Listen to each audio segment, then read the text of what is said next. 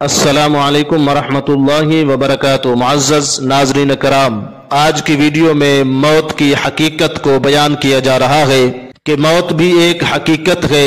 2 minute نکال کر اسے غور سے سنیے گا تو یقیناً پتہ چلے گا کہ موت ہے کیا چیز، 1 منٹ میں بندے کو کیا سے کیا بنا دیتی ہے۔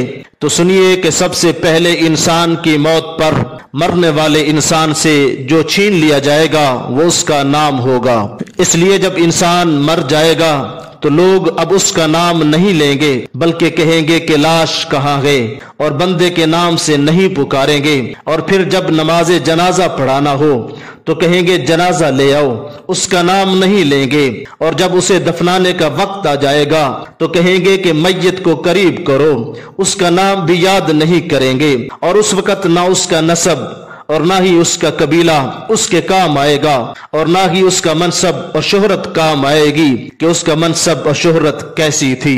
اللہ اکبر! کتنی فانی اور دھوکہ کی ہے یہ دنیا جس کی طرف ہم لپکتے ہیں۔ پس اے زندہ انسان، خوب جان لے کہ تجھ پر غم و افسوس 3 طرح کا ہوتا ہے۔ نمبر 1، اے انسان، جو لوگ تجھے سرسری طور پر جانتے ہیں وہ مسکین کہہ کر غم کا اظہار کریں گے اور پھر چلے جائیں گے۔ نمبر 2، اے انسان، تیرے دوست چند گھنٹے یا چند دن تیرا غم کریں گے اور پھر اپنی اپنی باتوں میں اور ہنسی مذاق میں مشغول ہو جائیں گے اور تجھے بھول جائیں گے۔ نمبر 3، اے انسان، زیادہ سے زیادہ تیرا گہرا غم گھر میں ہوگا جو تیرے اہل و عیال کو ہوگا، جو کہ ہفتہ، 2 ہفتے یا 2 مہینے اور زیادہ سے زیادہ 1 سال تک ہوگا، اور اس کے بعد وہ بھی تجھے یادوں کے پنوں میں رکھ دیں گے۔ لوگوں کے درمیان تیرا قصہ ہی ختم ہو جائے گا اور پھر تیرا حقیقی قصہ شروع ہو جائے گا، اور وہ قصہ آخرت کا ہوگا۔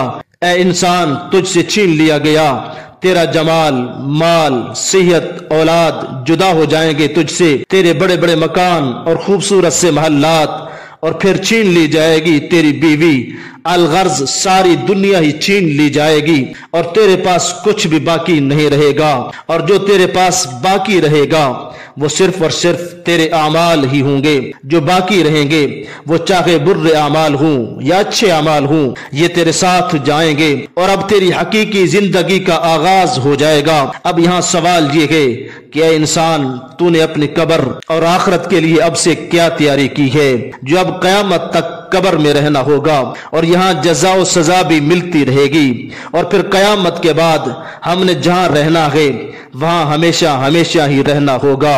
اب وہ پتہ نہیں کیسا ہوگا، جنت یا پھر جہنم۔